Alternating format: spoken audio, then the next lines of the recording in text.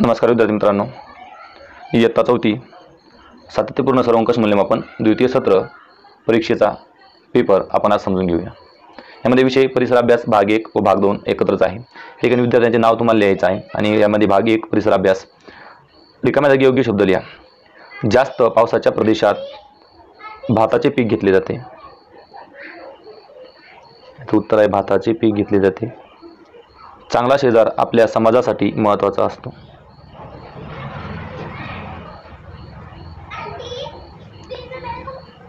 त्यानंतर बघा या ठिकाणी जोड्या जुळवायच्या आपल्याला अ गट आणि ब गट। सूर्योदयाची दिशा, सूर्य ज्या दिशेला उगवतो ती दिशा पूर्व, आपल्या सर्वांना माहिती आहे। सूर्यास्ताची दिशा म्हणजे सूर्य ज्या दिशेला मावळतो ती दिशा पश्चिम, हे सुद्धा आपल्या सर्वांना माहिती आहे। तेच उत्तर या ठिकाणी लिहायचं आहे आपल्याला। बघा मित्रांनो, पुढचा प्रश्न आहे, एका शब्दात उत्तरे लिहा। महाराष्ट्रातील सर्वोच्च शिखर कोणते? तर याचं उत्तर आहे मित्रांनो कळसुबाई, की जे महाराष्ट्रातील सर्वोच्च शिखर आहे त्याचं उत्तर या पद्धतीने आपल्या ठिकाणी लिहायचं आहे, कळसुबाई। एक नमुना प्रश्न तुमच्यासाठी मी सोडून देत आहे। अशाच पद्धतीचे प्रश्न तुम्हाला परीक्षेमध्ये येणार आहेत, येऊ शकतात।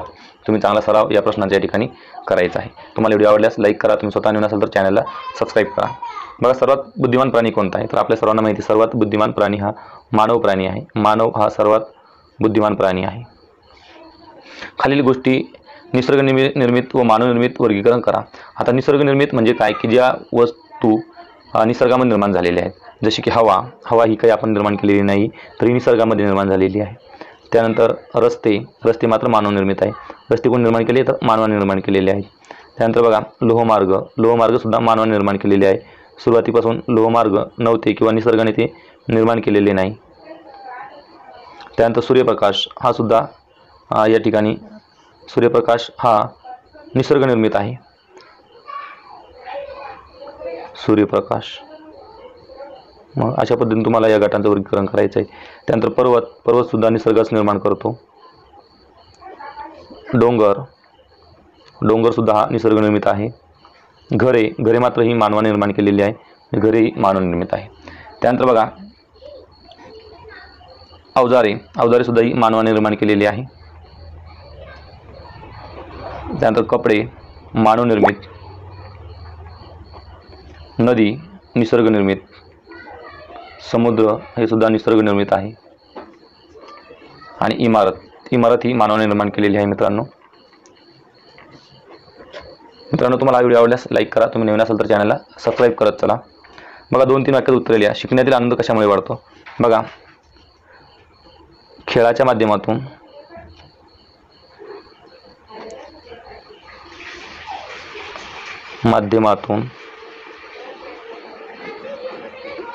शिकविल्यास शिकण्याचा आनंद वाढतो। किंवा तुम्हाला काय वाटतं, तुम्हाला कशा पद्धतीने शिकवल्यामुळे तुम्हाला आनंद वाटतो? शिकण्याचा आनंद वाढतो, ते उत्तर तुम्ही लिहायचं आहे, शिकण्याचा आनंद वाढतो।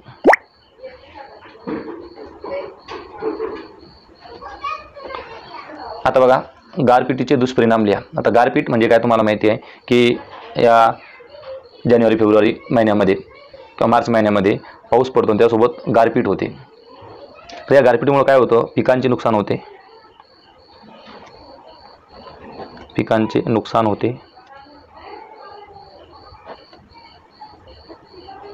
तसेच जे पशुपक्षी आहेत, पशुपक्षी हे सुद्धा गारपिटीमुळे मृत्युमुखी पडतात।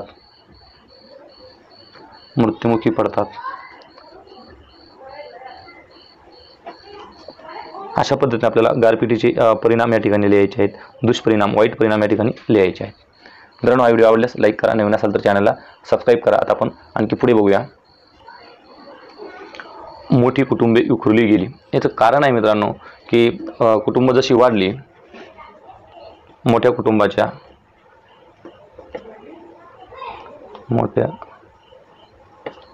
कुटुंबांच्या गरजा वाढल्या, त्यामुळे जागा, अन्न, वस्त्र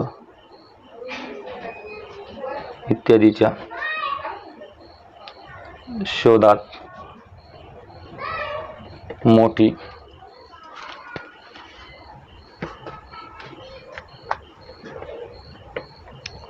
कुटुंबे विखुरली गेली.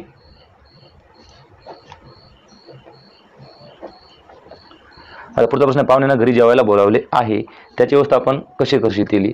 अतिशय सोपे आहे. तुम्ही जे करता पाहुणे घरी आल्यानंतर तेच उत्तर लिहायचं बघा. घरी आलेल्या पाहुण्यांचे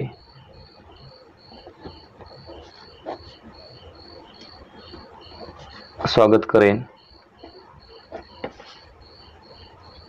त्यांना बसायला चटई टाकेन, त्यांना हातपाय धुण्यास पाणी देऊ,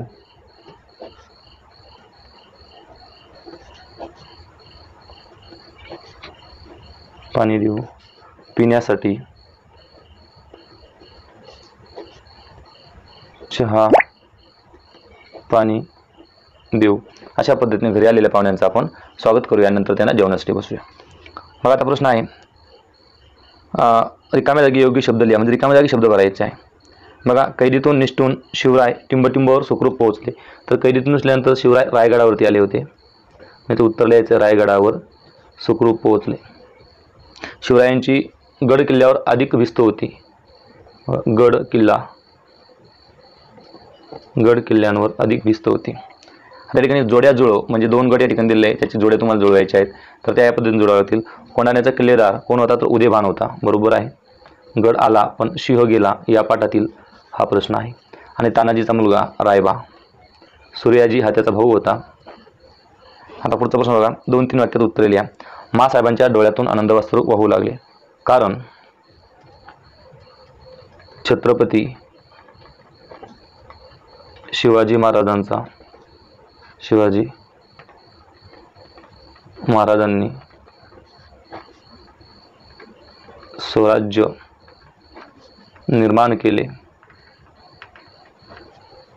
व त्यांचा राज्याभिषेक सोहळा पाहून माँसाहेबांच्या डोळ्यातून आनंदाश्रू वाहू लागले. माँसाहेबांच्या डोळ्यातून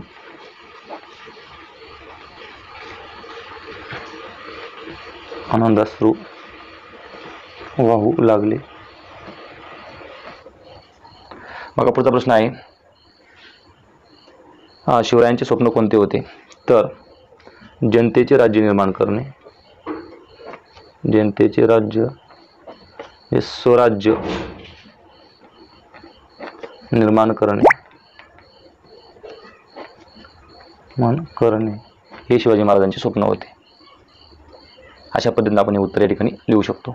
बघा मित्रांनो, पुढचा प्रश्न आहे, माहिती लिहा नेताजी पालकर आणि शिवरायांचे अष्टप्रधान मंडळ. आता नेताजी पालकर आपले हे शिवरायांचे विश्वासू सहकारी होते.